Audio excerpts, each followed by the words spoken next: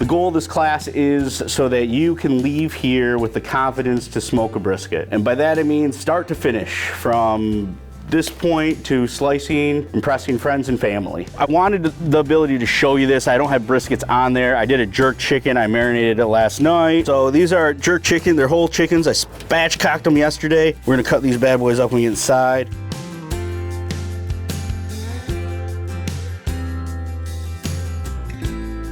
Saddleback Barbecue is my son's favorite joint. He gave me the brisket class for Christmas. Absolutely loved every bit about it. Matt and Drew were fantastic as instructors. The food was great, and ready to go home and cook brisket.